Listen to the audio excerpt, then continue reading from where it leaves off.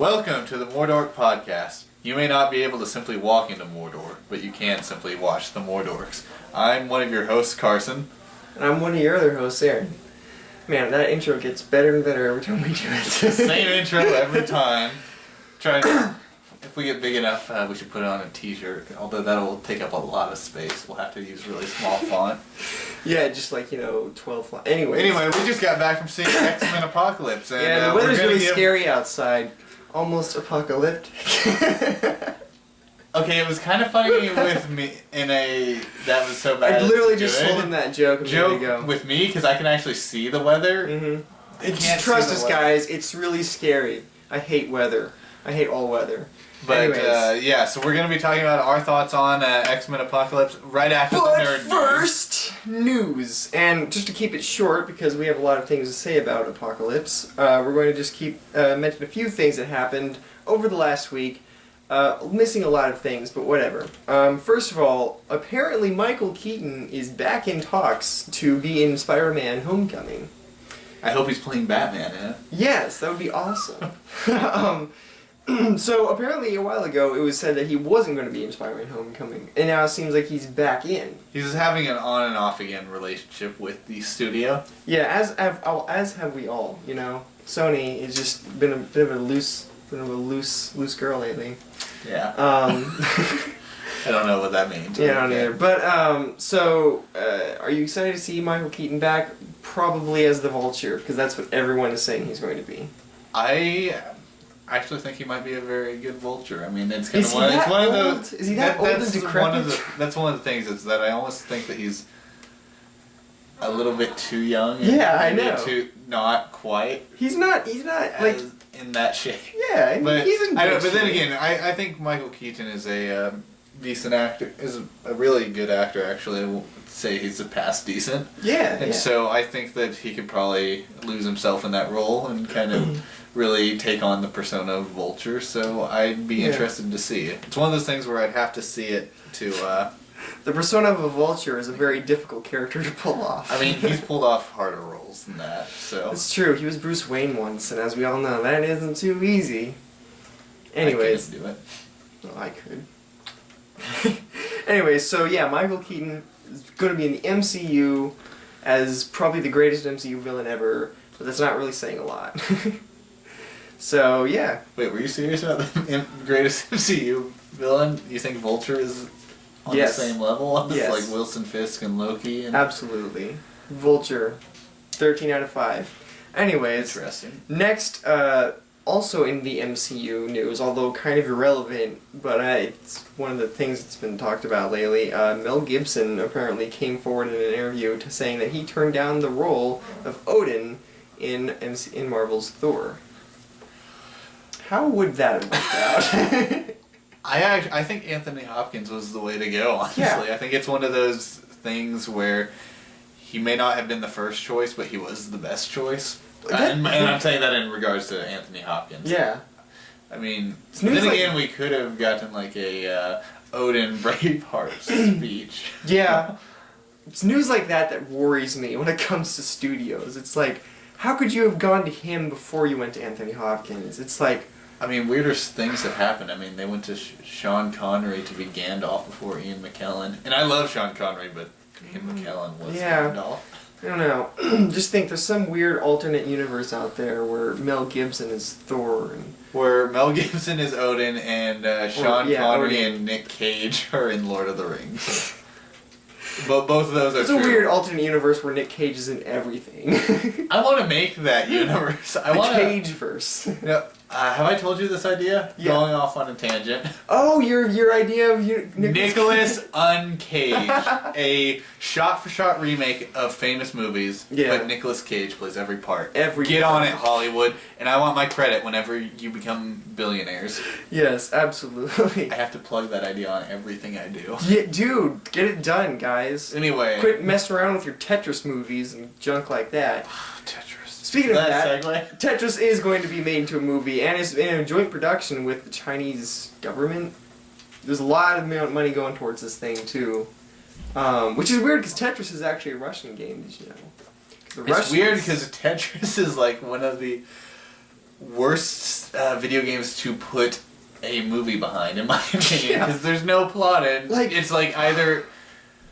I mean, and it's one of those things movies where have it hard enough, let alone being based on a video game that literally has no plot. I mean, the thing is, like, you could say, well, it has no plot, so that gives the movie makers a clean slate. They can pretty much do whatever they want. But the thing is, there's still an objective with Tetris. You still have those shapes. You still have them moving down. You still have them clearing rows. I don't see how you can make a Tetris movie with the elements of the game and write a whole plot around that. Is it going to be like Aliens or what? Are aliens going to... Is it going to be Space Invaders with Tetris? You know, there was actually like a fake video on YouTube, like as a joke, years ago, about a Tetris movie where it was like I think it back before the world had lost its mind completely.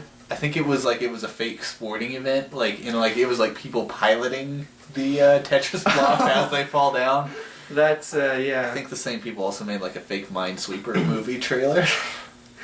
Dude, what do we do with this? Like, what are you know. gonna do? How do you? It's such a stupid concept. That wasn't even on the list. I just kind of thought of it anyways. Back to what we were actually going to talk about. The Lionsgate CEO, when being interviewed about the upcoming Power Rangers movie, says that if it goes well, we could be seeing up to 7 Power Rangers movies in the future.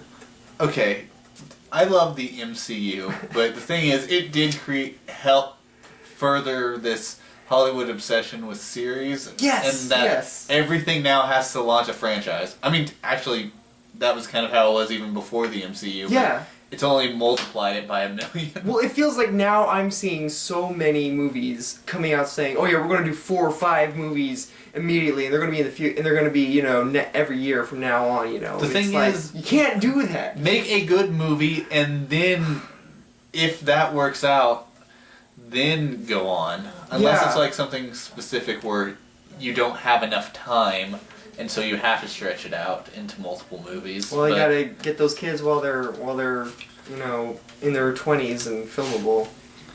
You know? I mean, I don't know. I mean, I've never been a Power Rangers fan. I've only seen bits and pieces. Like, I never watched it as a kid. I've never seen a full episode or anything.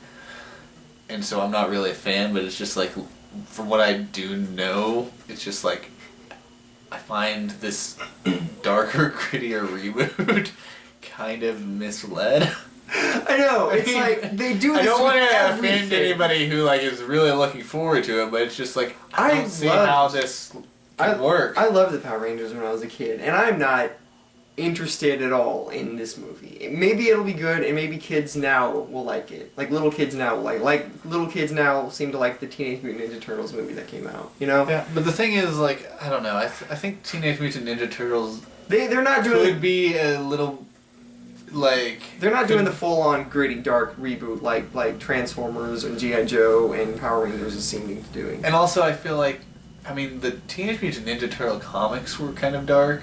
Yeah. And also, like, they can be a little... As silly as it sounds, I think Teenage Mutant Ninja Turtles can be more serious than Power Rangers. You can make anything dark and serious, it's just you shouldn't. You really shouldn't. It's a bad idea. I love dark and serious things. Like, Yeah, but not everything should be No, here's what I'm just about to say. I love dark and serious things, but I think that you should only make something as dark and serious as it can be, as it should be. Like, you know, like... Batman and Daredevil lend themselves to being dark way better than something like I don't know, like the Fantastic Four, Superman, things like that. Yeah, that have happened. Yeah. Yeah, I don't know. Anyways, yeah. So apparently everyone is just trying to make their own MCU now, which I guess makes sense because it is bringing in a lot of money and it's still popular even though it's been going on for 8 years. Yeah, well, and that's really any studio's dream is to have a series of movies they can continually make money off. But the thing is, I feel like with maybe a few missteps here and there, small missteps here and there, the Marvel Universe, or the Marvel Cinematic Universe, has been good and it's really either been staying at the same level or been getting better. I think it's been getting better and better, honestly. In a way, I think it has. Yeah, I don't know. It's hard to say what drugs people are taking to make them think that everything can be done like this. I guess Transformers, because that somehow still is around. And I guess they didn't plan on making a series of Transformers movies. They just made the one, and that was good and successful, and then they proceeded to destroy it. So it's I don't know. Also, they're coming out with the fifth one of those, and they released the title, but I forgot to look up what the title was, so... I read it, but I just didn't care enough to remember, because Michael Bay has I'm going to go see it, as I always do. Michael Bay has control of Transformers, and I'm convinced as long as he has control of it, they'll never be good. Yeah, I don't know. No offense, I know you love Transformers. Oh, I don't really... As far as the, material. The idea of it I like, but, the movies have somewhat weird desired. All of our hairs look weird. Everyone's hair looks weird today. Make Carson feel better. Except for you, Cynthia. I don't know. Except for your name, Cynthia. It's just a little treat for all you Cynthias out there. I'm gonna guess nobody watching this video is named Cynthia. Yeah, except for you. We know you're Cynthia. Alright, well, that's all the news I had. I know there's a lot more out there. But whatever. We want to talk about the apocalypse. Right. And by apocalypse, we mean X-Men. Yeah, so before we get into spoilers, yeah, we're going to talk about non-spoilers first, and then we'll tell you when spoilers. So brief overview, right, of your opinion, and then I'll give a brief overview of my opinion. Well, I thought first what we would do is you give a short recap of what the movie is in 30 words or less. Go. Okay. An ancient mutant returns to trouble the world. X-Men must stop.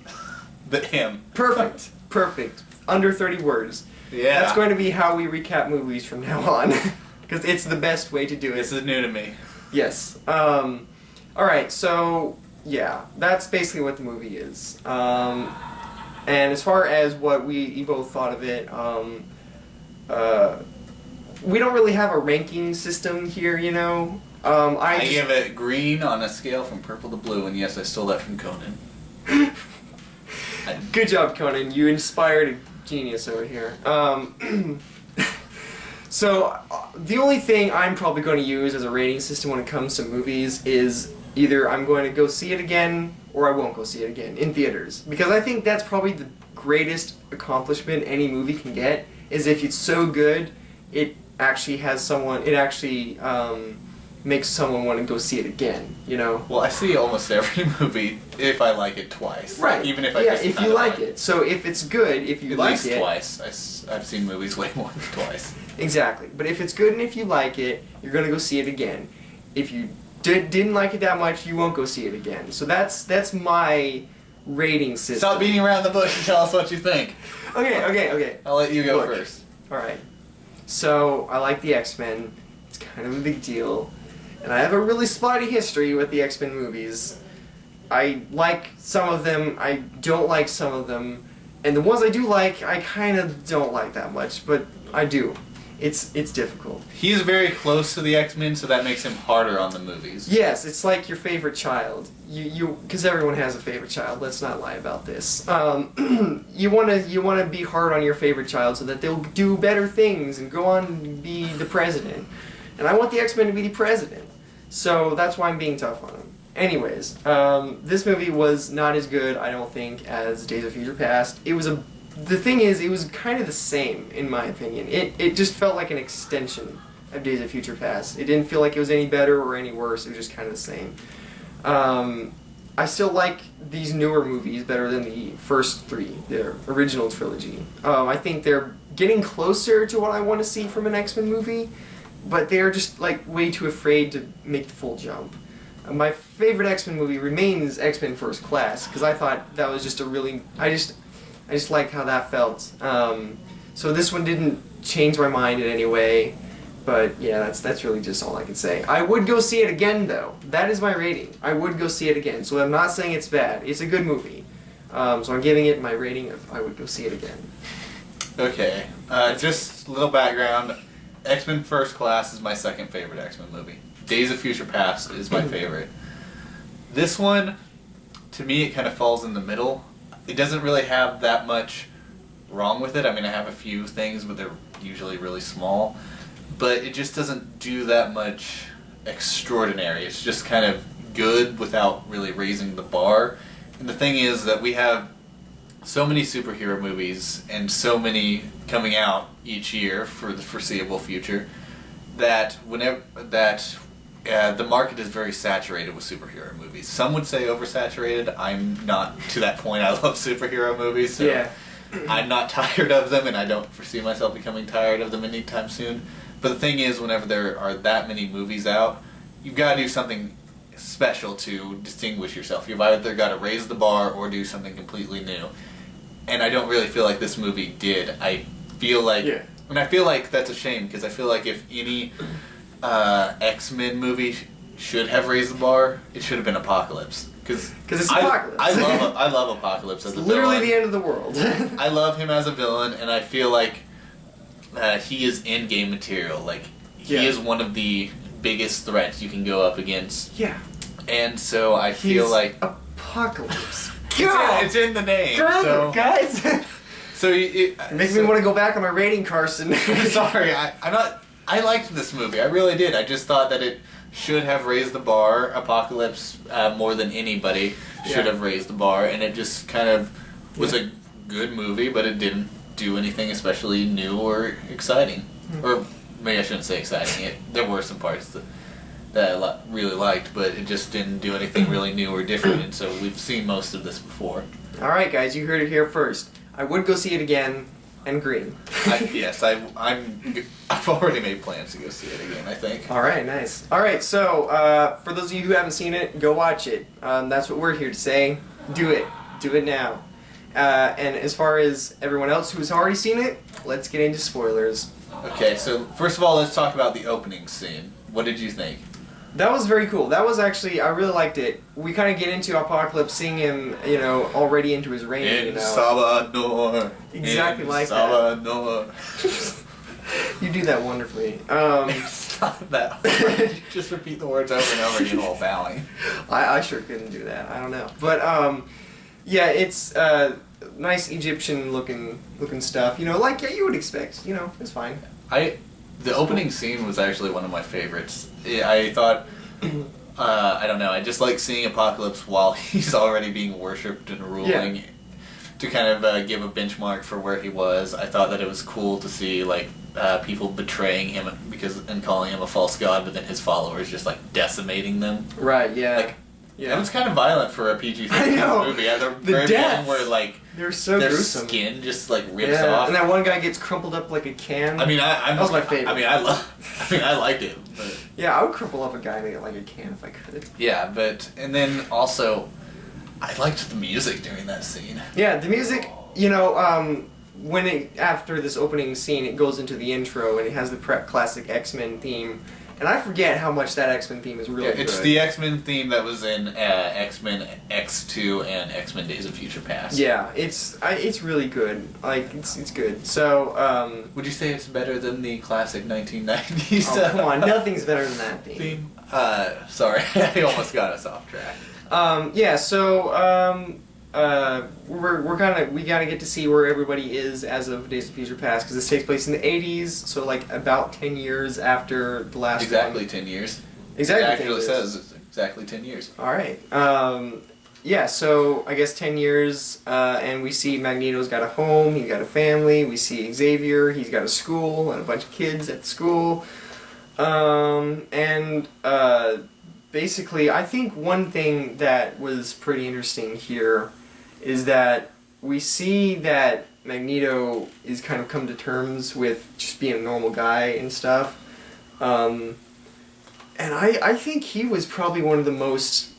I thought he was probably the best character in this movie, to be honest. Magneto, you really feel for the guy, and he's really, messed up by the end of this movie.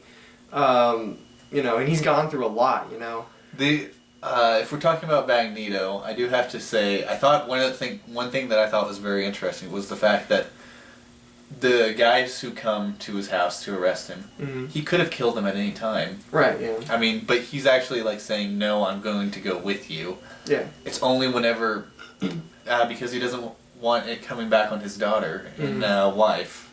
He could have done, he kills them all. Yeah. He could have done that before his daughter and wife died, but he's choosing the peaceful path. Right. Yeah. Which I thought was really interesting to it show how far he growth. comes. Yeah. He came, but then that all gets wiped away whenever he loses everything. Again. Right. Yeah. I will say the way Apocalypse is resurrected seemed a bit anticlimactic. Yeah. Because it's just these guys huddled around this rubble and the pyramid remainder, and then then the sun shines on it. It's just like three or four guys. Yeah. It's just like 3 or 4 guys. Like it's just like they probably just wandered over there after a late night at the bar, and you're just like, let's go worship En Salvador. It's gonna be good. It's gonna be good. And then the sun shines on it. Like how has that not happened before? They've just been covering it up with this plywood. It's been thousands of years. I think the implication is that they just now like fully dug it out, and so that's dumb. Well, I'm not saying it's a great explanation. I'm just saying. Yeah, no, I know, but I'm just saying it seemed really anticlimactic and kind of weird, and also Moira McTaggart just happened to be there. No, it wasn't like she just happened to be there. She was following. She was following the cult to see, but it still is like. I mean, the thing is, if you're worshipping Apocalypse, you're probably going to be a violent cult, so it makes sense that you're on the CIA's radar. Yeah, all 4 of them. So, yeah. Yeah, I kind of wish that they brought in, like, a lot of cult members. Like, it's kind of like this little army for Apocalypse. Like. Yeah, he didn't really have anything going into it, because he killed all those guys, so it's like, alright, guess I'm starting over from scratch. And then he just puts on a hood and kind of goes around walking around Cairo. Then he runs into Storm. And I thought the girl that played Storm was great. I really liked her. She even has an accent, too. How did you feel about the new cast in general? Yeah, the new cast, in general, I thought they were all pretty good. I thought they were pretty good, I guess, substitutes. Not substitutes, because they're their own. They're going to be using them from now on. So, I like them. I think the casting was good on all of them, for the most part. Especially Cyclops.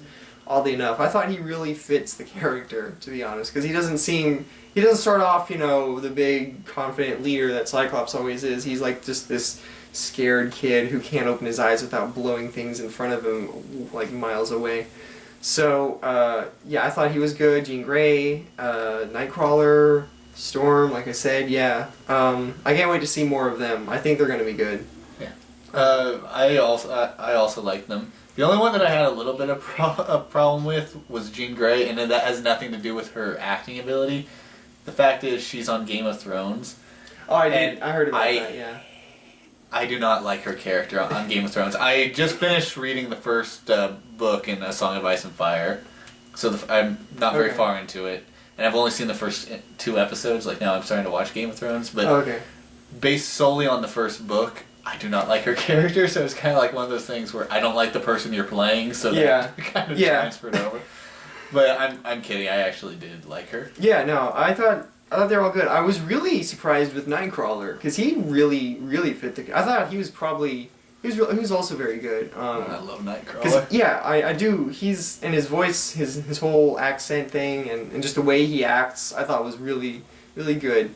I knew Colossus wasn't going to be in this movie. But I kept kind of hoping that he would be, because then we'd have more semblance of an actual classic X-Men team going on. Yeah, that is something that's kind of weird in this movie. The team itself, the team we end up with by the end of the movie, it's kind of odd. It's just a little. I mean, I'm okay with that because I'm okay with different teams because the X-Men roster changes quite a bit. But this is like a combination that I don't remember ever previously seeing. Yeah, me neither. I don't know because Colossus in Deadpool, and I know they haven't really integrated Deadpool that much with the regular X-Men movies, but and he was like 40 something, so he could have been a teenager in the 80s.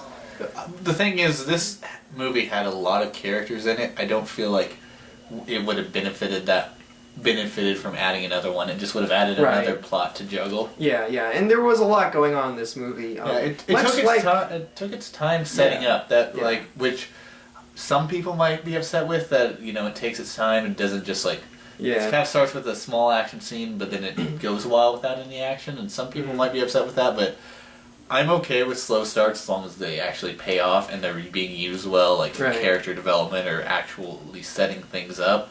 Yeah, well, and my favorite part of these X-Men movies is seeing the X-Men just kind of be, without having to face some world-ending crisis. I kind of like just seeing them interact with each other. Yeah, and even though it was a long setup, I liked it because it actually did one of the things that I said it's okay to do a long setup if you're doing this, and that's giving character. I mean, we were seeing a little bit what each one was going through.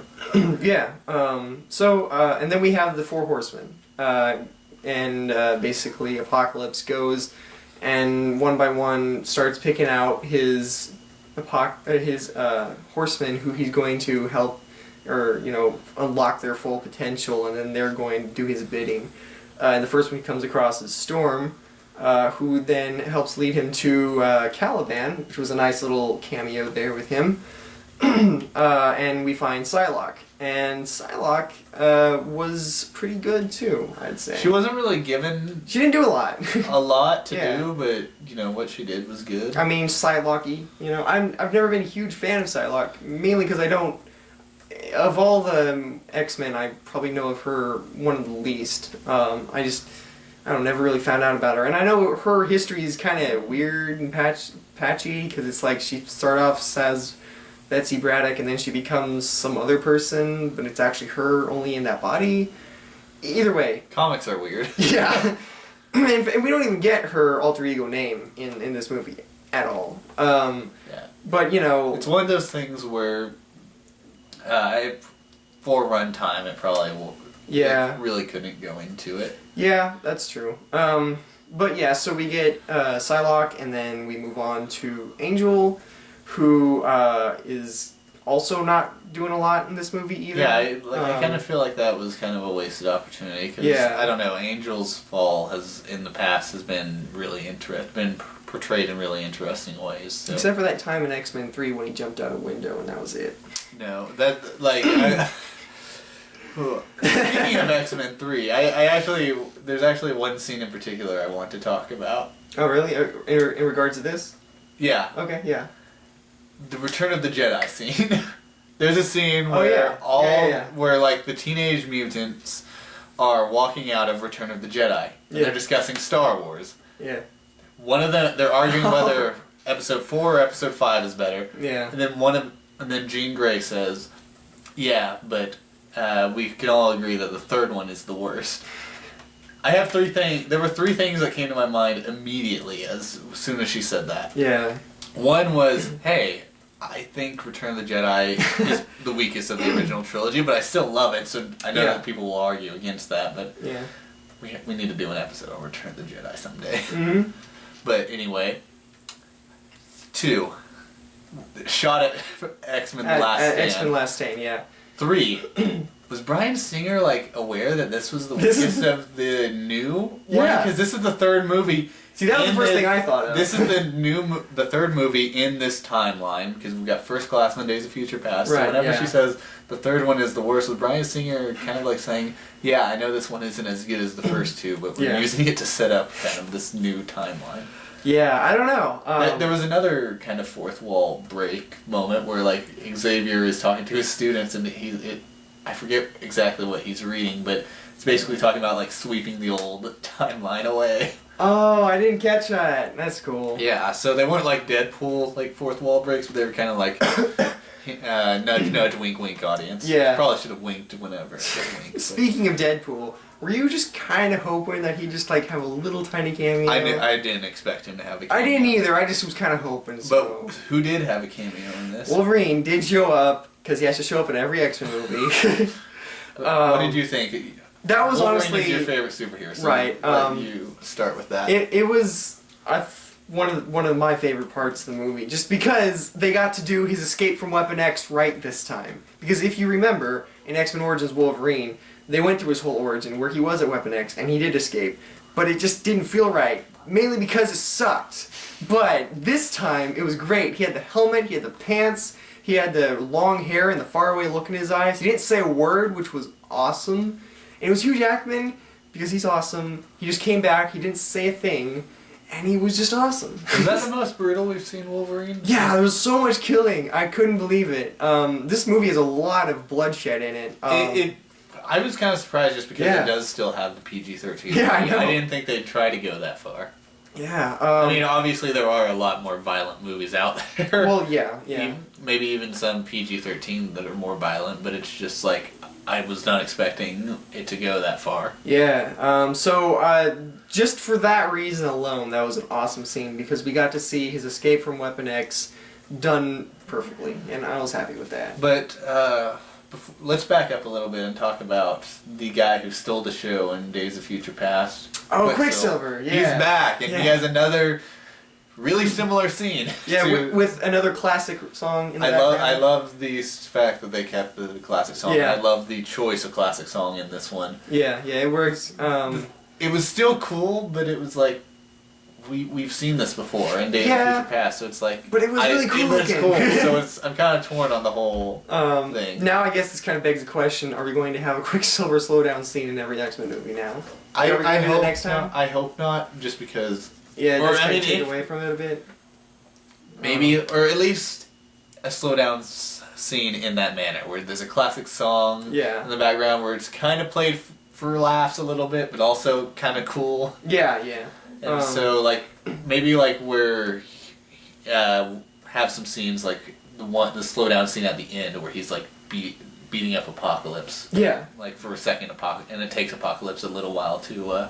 That was cool. Also, it was really cool to see Quicksilver just kind of take it to Apocalypse, you know. Yeah. And you get to see Apocalypse slowly figure out what's going on. And then like figure out how to crush Quicksilver. Oh, that was a nasty break. Oh, that made me cringe. Apparently he's fine too because he was walking by the end of it. So I assume it's like a Flash thing where it's like I can also heal super quickly. Yeah, because always a good way to do that. But yeah, so what did you think of Apocalypse himself? Yeah, so Oscar Isaac as Apocalypse was good. His acting was great, obviously, because Oscar Isaac is an amazing actor. Yeah, talented fellow. I've seen him play a villain before, so I knew he could do it. He in Ex Machina, well, he was kind of a villain. He played a crazy scientist, sort of, and I knew he could do intimidating and scary. But as far as Apocalypse goes, I wasn't super happy with it just because he's too small. You know, he doesn't get big. He gets big in a like astral projection sort of fight with Xavier, but it doesn't he's just kind of this guy with armor, and that just sort of sucks. Yeah, the design. The thing is, I love Apocalypse, but his comic look or his classic look is a little. Sillier. But the studio that did the special effects for these things, they released a picture of what they could have created, and they didn't go with that, which seems like a weird decision. Because if you can do it, why not do it? I don't know. I mean, money, or just maybe it doesn't look good in every scene. I think that's a cop out. I mean, I'm not 100%. I wasn't 100% happy with his appearance, and I do agree that he was too small. Yeah. He was shorter than everybody. It was weird. Yeah, I mean, like how Tom Cruise is shorter than everybody too, but they at least make him look taller in his movies. So. They could have done something like they did it with the Hobbits. They could have done that with this guy. So everybody stand on their knees. I don't know. That's not how they did it. Oh well, whatever. But I just feel like they could have done something to make him big. He wasn't physically intimidating, but he was super powerful. Right, but to me, part of what why he's so scary is because he is so big and can change his size at will, Yeah, I agree with that. But whenever they did, let Apocalypse, fight and, just let him cut loose and I thought it was awesome. I love pretty much every scene where he's, actually doing something. Right, his powers are infinite and endless, and that's clearly shown, so that was done well. I love whenever he's launching the nukes into space just so nobody has a weapon. Yeah. I thought that, the whole plot of the movie would be him launching the nukes and, bringing them down on Earth. Yeah. But, I also like how he's just no, these nukes, they might pose a threat to me, so I'll just get them all out get them all out. That was pretty funny. He just kind of threw them out into space, and he's like, all right. I don't know, I kind of like that monologue he had, where he's like, yeah. Even if you stand on the Tower of Babel and fire your arrows, you cannot hit God. Yeah, and so I don't know. I love how arrogant Apocalypse is.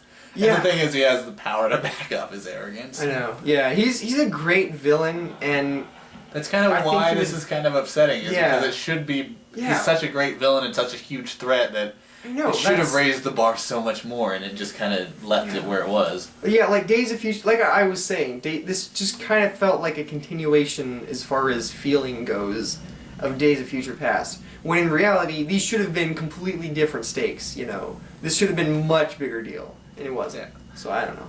That's what bothered me. But man, whenever like the carnage started and like we just see like Apocalypse like just raise his hand and like all of Cairo, like the molecules are just like dissolving and then they're like reforming into what he wants. Yeah. That was pretty awesome. The special effects were pretty amazing. Like I wanted this to kind of be like a violent, destructive movie because it's called Apocalypse. Yeah. It's about apocalypse. You've got to have some destruction. Yeah. You know, and so I did like it when, in a sick way, I liked it whenever it got really violent. Yeah. Yeah. So you know, basically, as far as like this big ultimate battle, we have the X-Men and the Horsemen going up against each other, and here's where I get some more problems. The X-Men worked pretty well together. Like I thought their teamwork was pretty good, but you didn't see a lot of it. It kind of just sort of took a back seat to, you know, Xavier doing something in his head or Magneto feeling real bad. Here's the thing, though. This team, for the most part, they haven't fought together. Right, no, that's understandable. So it kind of makes a little bit of sense to me. But I just kind of don't care. I just really wanted to see the X-Men be the X-Men together, you know? Just kind of do the thing. I hear what you're saying, especially after Civil War where we got to see like that giant fight. Yeah. I keep comparing everything to Civil War, well, but I think it's the best superhero. It's their fault for coming out this year. I think it's the best superhero movie yet this year. Exactly. By far. Or ever. But, you know, whatever. I don't think it's a debate for later. And then again, with the Horsemen, I thought they were vastly uneven. The Horsemen in the comics are all powered up, you know, beyond their potential, and they're all super powerful. And that was kind of done, but not really here. Like Archangel has metal wings, but he still really just kind of fights like a normal person. And Psylocke really is just still herself, and she got beat up by Beast. And one of the problems is that, with the exception of Magneto, all of the Horsemen are characters who are new. Right, yeah. And so, well, I mean, Angel was in Last Stand, but that doesn't count. Yeah, and Storm, we've seen her before. Yeah, but they the were thing is, like, for the first time. Yeah, like, that's what I was meaning. They're new to this timeline. Yeah. And they're younger, so we don't really have a basis to compare their advanced powers to. Like, we don't know how powerful Storm is at this age before Apocalypse came, so once Apocalypse increases her powers, this is still really the first time we're seeing her powers in this timeline, so we're like, how much of this is her, how much of this is Apocalypse? Yeah, I just think it should have been scaled way more up, you know. I just think it should have been made far more powerful, especially Storm, who really just didn't do that much. Who did what she did in all the other movies? Yeah, she just shoots lightning and then kind of hides for a while. And, you know, it's just, I don't know. That was disappointing. They mainly wanted to focus on Magneto, who, as I said, was probably the best, the best character in this whole movie. Sorry. How did you feel about his turn again? Like, he turns back to Xavier's side. You know, I guess it made sense. I mean, I understand it, but did you... That's another thing where I'm like, don't bash on Return of the Jedi because you also copied something from that where Magneto, I mean, it's turning back to the good side. Yeah, he turns back to the good side to protect his family. I mean, you know, you could argue that he does. You could argue that he does know that Quicksilver's son. Argue that he doesn't. But either way, he still sees like Raven and Charles as his adopted family. So still basic things. I think Quicksilver should have said, "No, I am your son," at the end. But you know. So Magneto, and you know, I think that's kind of where another one of the problems is here, is that they focus on the characters who we've seen before. And that, you know, that makes sense. Like, we've seen Mystique and Xavier and Magneto since, you know, X-Men First Class. And I really like that movie. We even saw them in X-Men. I mean, it was kind of a different timeline, different actors. Right. But they're focusing, I have a bit of a problem with them focusing on these characters so much. And I feel like they will probably eventually move away from that, but it's just kind of frustrating to just get to see Xavier and Magneto and Mystique do their thing over and over again, and I would just like to see more other people do their thing. So I don't know. Do you know what I'm saying? Yeah. Yeah. Also, another thing is, I feel like, with Magneto and Mystique in particular, we're going in circles at this point. I know. It's like we're just seeing them do the same thing. They change sides and go away from Charles, but then they're like, no, we'll go back. But then Magneto's like, no, I'm going to betray you, and it's just like, it's constantly like Magneto and Mystique are like with Charles, and then they betray him or leave him, then come back to him, then betray him and leave him, then come back, and it's just kind of like, make up your mind. Yeah, and as for Mystique, there's this weird hate out there for her because she's played by Jennifer Lawrence, and there's a lot of talk about her, you know, Fox trying to cash in on the Hunger Games popularity with her as Jennifer Lawrence. And then there's this whole thing where like she's not actually blue for a lot of it. It's just kind of her, you know, and that could be chalked up to either, you know, the time it takes to put on that makeup or the expense of it, or it's just kind of sucks to do.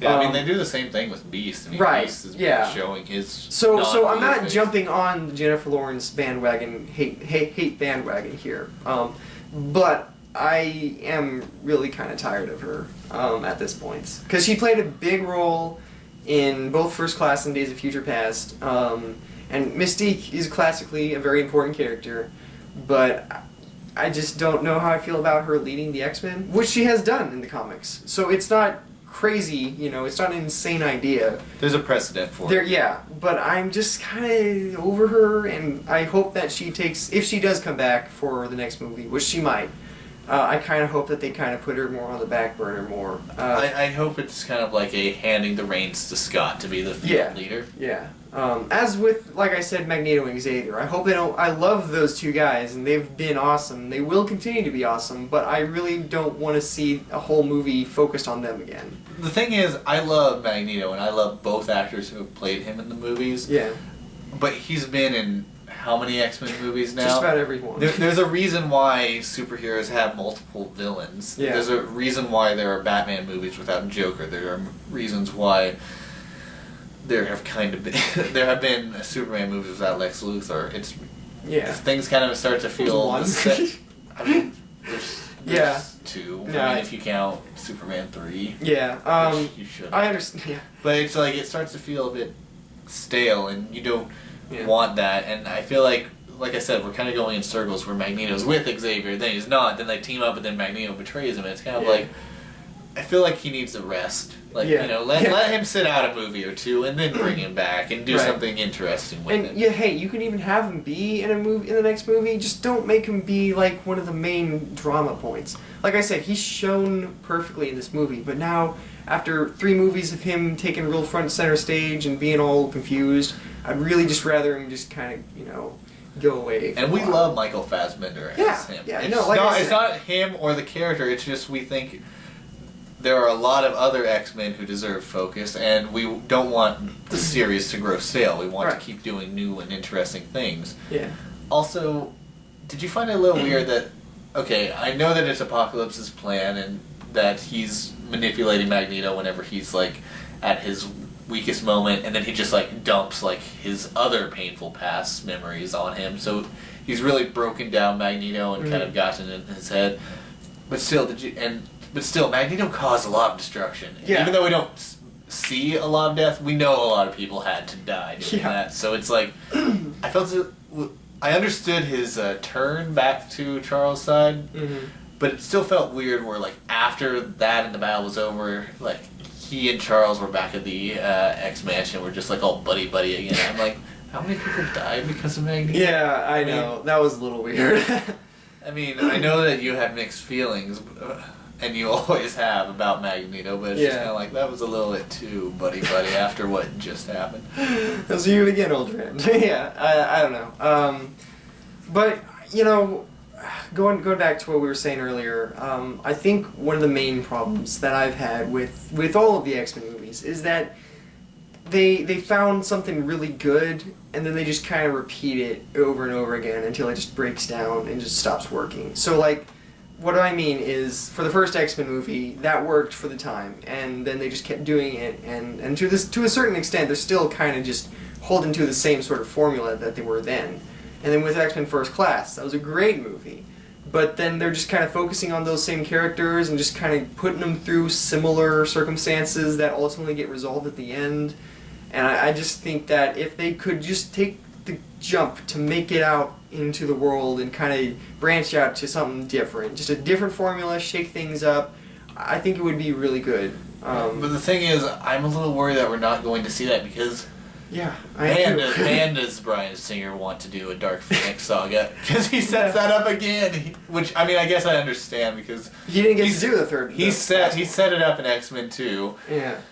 And then somebody else took over for X-Men Last Stand, didn't do it justice. But so it's clear that he wants to do this, but... And I don't blame him. That's a great story, and if he could actually do it right, that would be great. But the thing is, even though we didn't see it done well, we have seen it, so I'd rather have like at least one story before that. Yeah, the thing is, like... It's a headache. That is the thing with the X-Men movies, is that I feel like more than other series, they try to stick to a comfort zone. Yeah. Like, definitely. Marvel has been, like, with Civil War, like, that's something new and it raises the stakes. Exactly. Yeah. With DC, even though I didn't like Batman vs. Superman, I say as you're wearing a Batman vs. Superman t-shirt, even though I didn't like it, it was Batman and Superman. It raised the stakes. Right, yeah. And so... But then with X-Men, like I said, I just didn't feel like this did anything particularly new and different, and I didn't feel like it was any particularly much better. Yeah, I agree. Like, I still enjoyed it. Yeah, like I said, I like this movie. It was a good movie. People will probably like it. I just personally have a lot of problems with it. I had one major problem with it. What was that? Whenever they're subtitling the other languages, like whenever they're speaking other languages, I can't be sure, but I think they might have missed a few commas. No, like I mean, I'm joking, like about that being a major problem, but I actually do think I noticed that. Yeah. Also, I was looking for it because whenever I went back to go see Civil War again, one time I was reading the dialogue and I'm like, wait, did they miss a comma in that? Yeah. So it's like the stupidest complaint ever, and so it's like not a valid complaint at all. I have a complaint. Was that Russian or Polish? Because I take Russian, and I was picking up a lot of those words. So either Polish is like really similar to Russian, or they were speaking Russian in Poland, which seems weird. But it was the Soviet Union, so who knows? Put it in the comments below if you're from Poland, and if so, do you speak Russian? Because we'd like to know. Anyways, moving on. So ultimately, I would just like to say, as far as we've talked a lot about what this movie has and doesn't have, and I think what it was missing and what it did pretty well. Did you feel like that? Sorry, I still have more things to say. Yeah, no, I mean, so do I. It's just there's a lot to say here, and I think the general idea is that, for me at least, is that it could have been a lot more. But as I kind of expected, they just ended up doing a lot of the same things and just kind of, I don't know, not going as far as I'd like. But what were you gonna say? I was gonna ask how you felt. I know that you liked that sequence where Wolverine escapes the Weapon X program, but how did you feel about that whole sequence, like as far as how it relates to the overall plot of Apocalypse? Yeah. I mean, it kind of relates to it. It was kind of a weird sidetrack. Yeah, it also.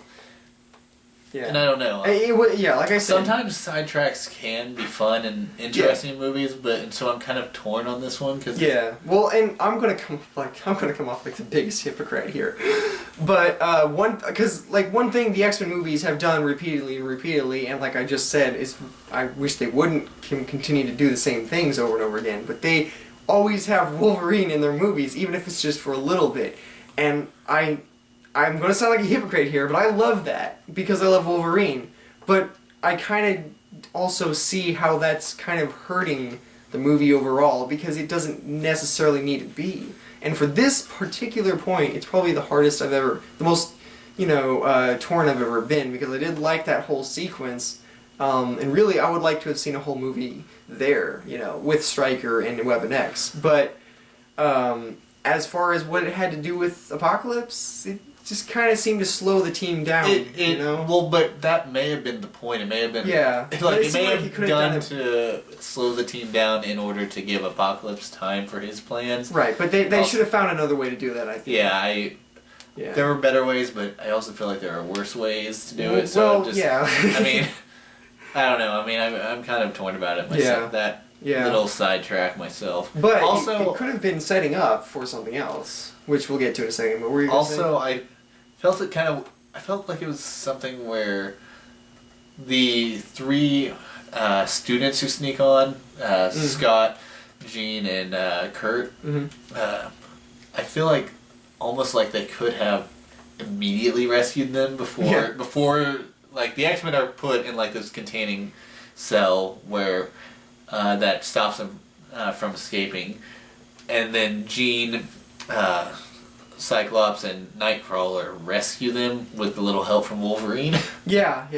But I almost feel like they didn't really need Wolverine, did they? Yeah, and even like I feel like they could have rescued them before they even put them in the cell because they were on the helicopter with them. Yeah. They because Jean was cloaking them, and Scott could have just blasted everybody away. So like they were in the same helicopter as the prisoners. Yeah. Sitting right next to them. Just Jean was cloaking them. So I feel like as soon as the door, like even though they were saying that the electricity was blocking their powers.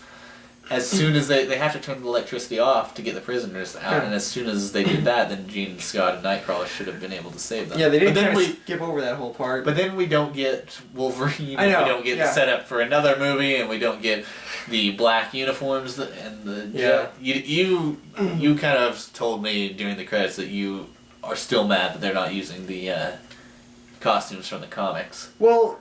Yeah, obviously that's a huge complaint, and it will probably always be a complaint, because who knows if they'll ever actually do it. They did show their costumes at the end of this movie, but they'll probably find some reason to put them into black jumpsuits again, so who knows. But to me, it doesn't bother me that much, because...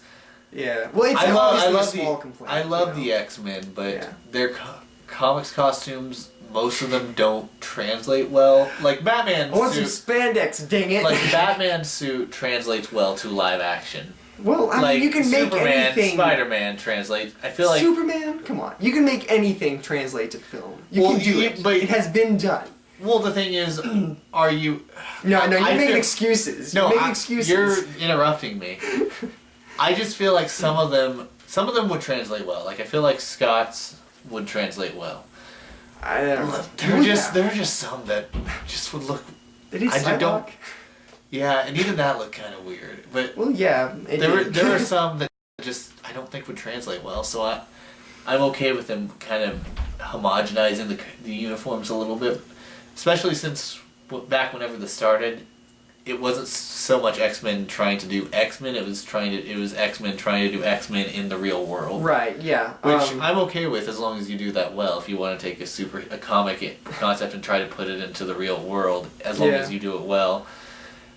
And then we're moving closer to the comics. Still not there yet, but we're moving closer. Like as far as both stories and the costumes, we're getting step by step. We're getting closer, but I do feel like there are some that would just look weird. Well, to be fair, I thought the costumes that they showed at the end, I thought those were great. I like used them. You know, they should have used them. So I'm not backing down. I think they should definitely have some explaining to do why they haven't used them before. Well, because they haven't used them before because.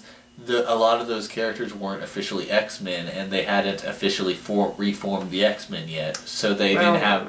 So they had to use the suits that were on hand. That's an in-universe reason. Yeah, they could have made it work. I think. I feel like it would have been insanely convenient for them to be at that base and just be like, oh look. There are costumes here that just so happen to match our exact costumes. They could have a mutant who's really good at sewing costumes. And maybe they do. Maybe he did. Maybe he did that off camera. That's his mutant power. Is he's really good at sewing costumes, and he's just like, wait, before you guys go, here are your awesome costumes. I mean, honestly, we've had stupid mutants in the comics. Exactly. You can do anything. I've almost forgot we had a cameo by Blob in this. Oh yeah, we did. Yeah, and then he was gone like that. We didn't really see him that much, but you know. Okay, but how did you feel about the final battle between Apocalypse? We talked about the Horsemen and the X-Men. What about Apocalypse versus the X-Men? Yeah, well, like I said, I just think that his powers were awesome and everything, and but he just wasn't. I didn't feel like he was that as imposing as he probably should have been. And we had the double battle, one in the mind, one in reality. I liked that. I liked how yeah. they were going on simultaneously, and he was having to divide his attention between them. Yeah, and then Gene went full on Phoenix there to kind of put in the final blow.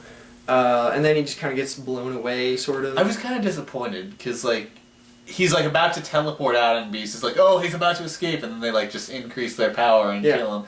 I kind of wish that they'd let him get away. To return again to some other movie?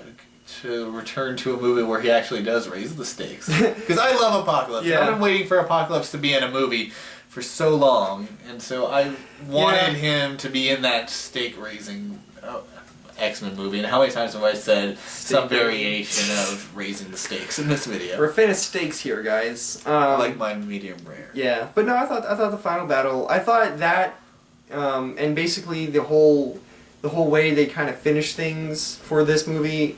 I thought it was a promising way to set up the next movie. Maybe it'll do better, and that's what I'm kind of the pessimistic way. I'm just going about thinking like, okay, maybe next time it'll be better, And then this was kind of cheesy, but I loved it. It just kind of made me go, yes!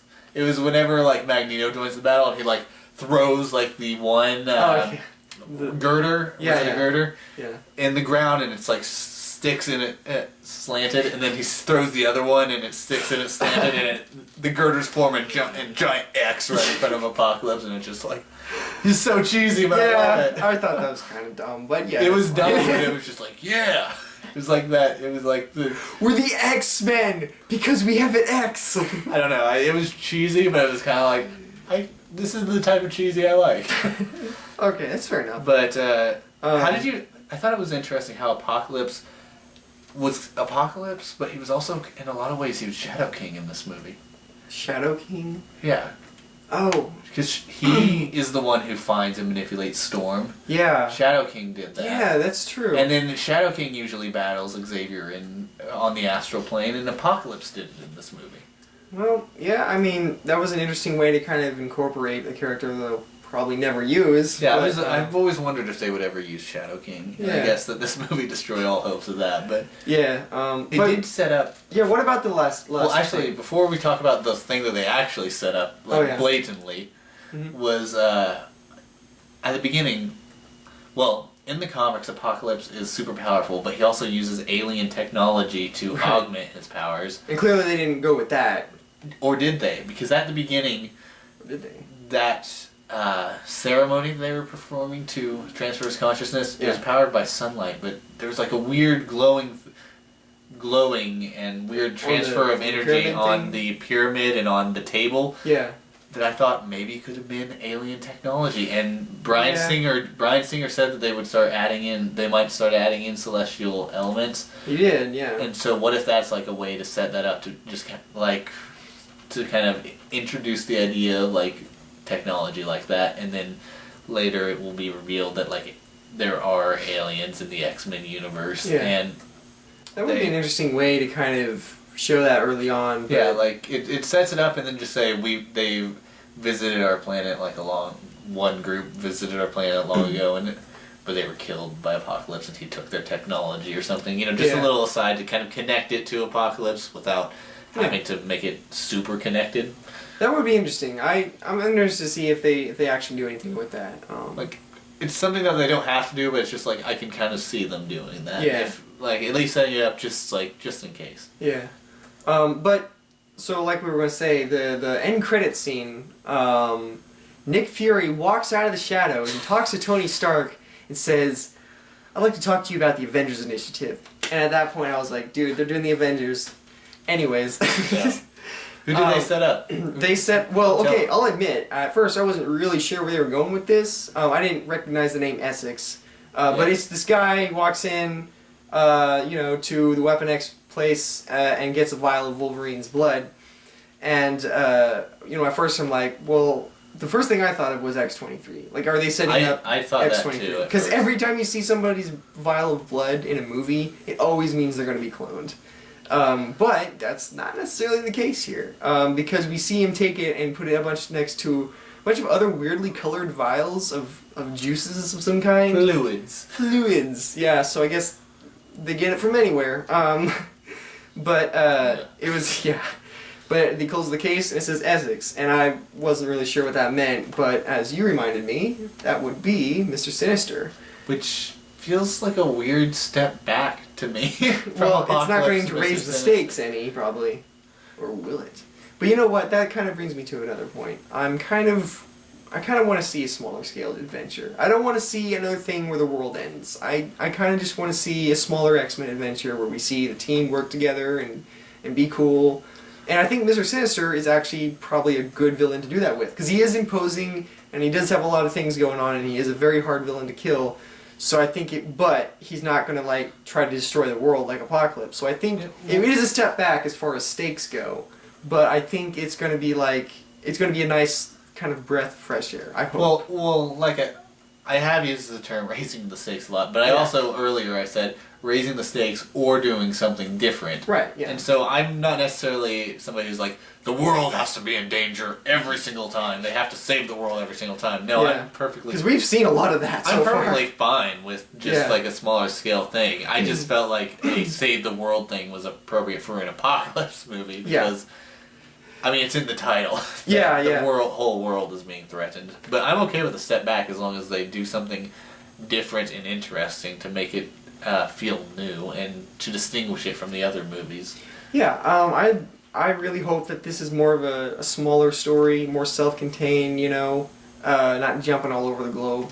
So I really hope that, and Mr. Sinister, he's a really cool villain, and if they can do him, you know, sort of use that coolness that's already there, then I think that it could be a really cool way to do it. Mr. Sinister to me kind of seems like a villain who could either be done very well or very poorly on the big screen.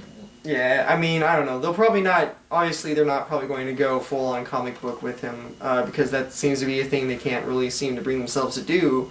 But I feel like eventually they might reach that point, because it's kind of like... Give them another 20 years. Maybe, maybe. That actually might be the right estimate. Because it's like they're inching forward towards the comics, baby step by baby step. Yeah, and that's where my frustration with the X-Men movies comes from, is that it's just not enough payoff, and we've been having the X-Men movies since 2000. But, you know, like, maybe the next movie will be a good way to really kick it off. You know? Days of Future Past was very hopeful, or it made me very hopeful, because it and First Class, even though they weren't, like, 100% towards the comics, I felt like they were a giant step in the right direction. Yeah, and like I don't want 100% comic accurate, because they're not. That would be ridiculous. Yeah. I just think that, well, like what the MCU is doing, they're staying very true to the spirit of the comics, and I don't feel like X-Men has done that hardly ever. So if they do that, in my opinion, if I see that, it will make me happy. Everyone else probably is fine with it, but that's just my own personal opinion. Do you think we're going to ever get to go to the Savage Lands? No. They're never going to do that. I don't think they should in a live-action movie. Or if they do, they'll have to be very careful. Yeah, well, we'll see. That would be very hard to pull off, especially in the Sauron. Movies. Yeah, I'd love to see Sauron. I would too, but I'd rather see him in Lord of the Rings. Sauron? Sauron's the name of the Dark Lord from Lord of the Rings. Which that. I looked it up once and that probably way more. I mean, I looked it up and Sauron, the X-Men character, came considerably after Lord of the Rings. Well, yeah. I mean, well, I don't know. Lord of the Rings has been around since the 50s. First two volumes were published in 54, third volume 55. Yeah, okay. I know. So, it's... Obviously, he I'm knows a lot fan. about that stuff. Yeah, so the first time I heard Sauron from the X-Men universe, I was like, it confused the crap out of me. J.R.R. Tolkien reads X-Men. No. But I was curious once, and I was like, how far apart were these two names? And I looked They it up, probably took it straight from Lord of the Rings, to be honest, you know. Because Chris Claremont was a writer, and he read a lot of literary works. If you're Chris Claremont, put your response to that in the comments below. And comment and subscribe. That's another thing I eventually want to do an episode on. Lord of the Rings, or we're going to... or something. Of course, but then again, you don't have much to It's called contribute. MORDORK. I'm not sure how much you have to contribute because you're not like the massive super fan. I am the biggest fan of Lord of the Rings that you will ever old seen. That's not true. Close to being true. I've seen the Hobbit movies, so there you go. I've got such mixed feelings. We can never do a video on the Hobbit movies. I will go off on so many rants. We'd be here forever. Yeah, because I have such mixed feelings about those movies. Yeah, kind of like me in the X-Men movies. If I'm being honest, it leans towards the negative with those movies, with the Hobbit movies. Whereas with kind of like me in the X-Men movies. Whereas with the X-Men movies, overall, I really enjoy them. I'm glad. I'm glad a lot of people like the X-Men. I really, really like the X-Men. Yeah. Like, I love the team, and honestly, I think that most of their movies are good. Like, I don't think most of their movies are, like, spectacular, like, top 3 superhero movies or anything like that. No.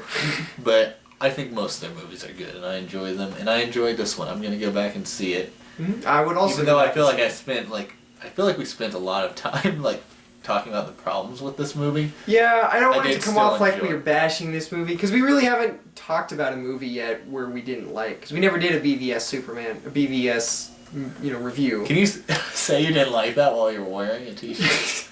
Yeah, that was another one that was really conflicted on. That was... I'm not really that conflicted. Yeah, you're not. You were conflicted on it, but... Yeah. We're just going to say this right up front. We don't hate X-Men Apocalypse. Neither of us do. I don't He doesn't even dislike it. I don't hate it. I like it. It was a good movie. I'm still going to say that for me personally, we're 3 for 4. There have been 4 superhero movies out. Yeah. This counts as a win. I'm happy with 3 of them. Yeah, this counts as a win for sure. So just wait until we see a movie we really don't like. Anyways, so that's about it. Fantastic Four, the new one. I just saw that. Oh wait, you saw that? Oh, you did. You did see it. I just saw that last weekend. Oh, nice. All right. Well, I don't remember half of it because it was so boring. I hated the other half. Yep, that's how it go. There, that's my review for Fantastic Four. All right. So I guess that's pretty much our thoughts on X-Men Apocalypse. If you liked it, good for you. So I guess any final words? Should we do the recommendations section? Recommendations. So for this week, obviously X-Men has been on the brain a lot. So to relate to that, I am going to recommend the X-Men comic book, which kind of seems... Which one? Right. Okay, first let me explain myself. The comic books, the X-Men comic books that I like, the favorite ones of mine, I said that really weird.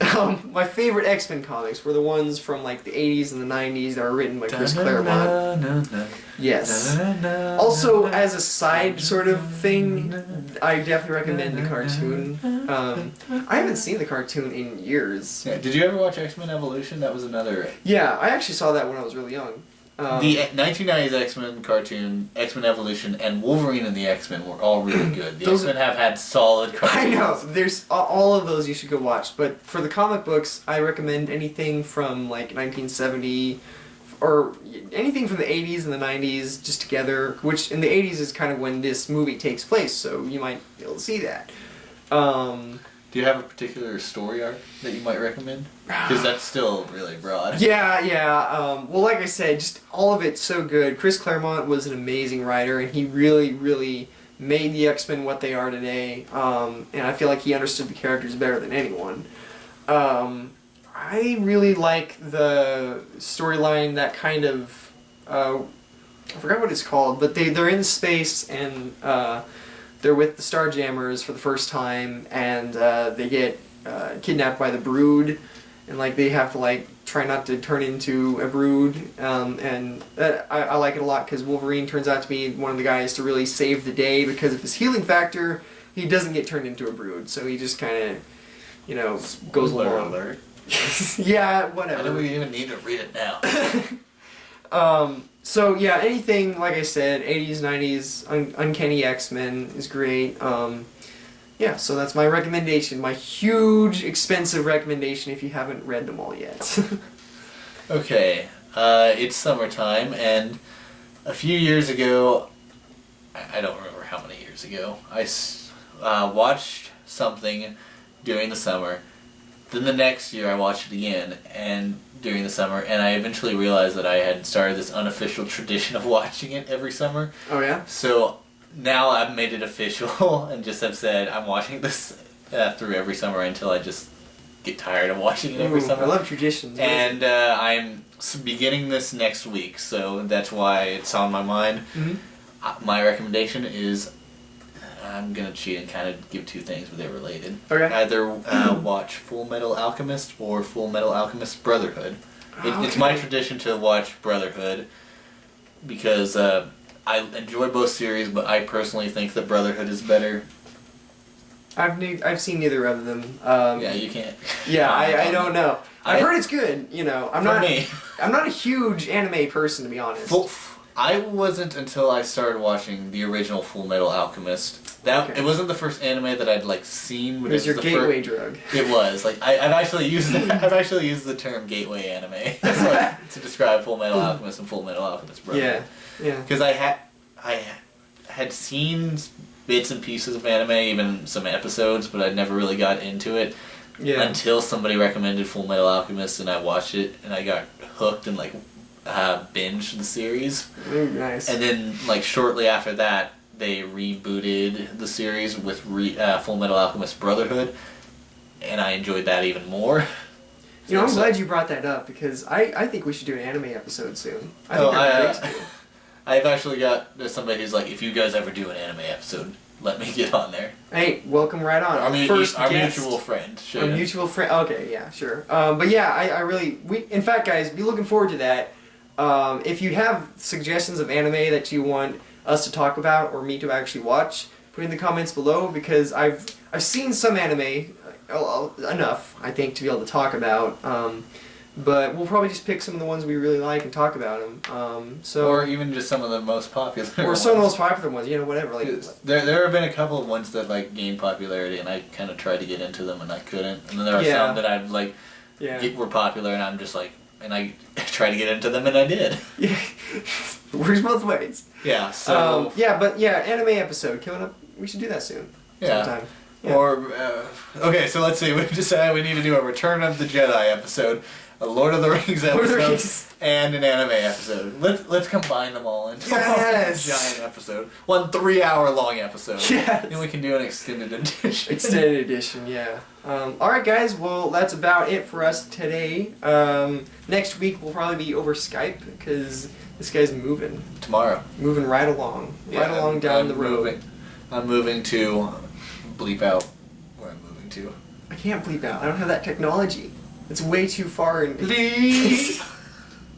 You can just not say it. I wasn't actually going to say it. I was joking whenever I was telling you to bleep it out, but you couldn't tell. Yeah. I guess nobody could tell. So, next week we'll be talking about something, and until then.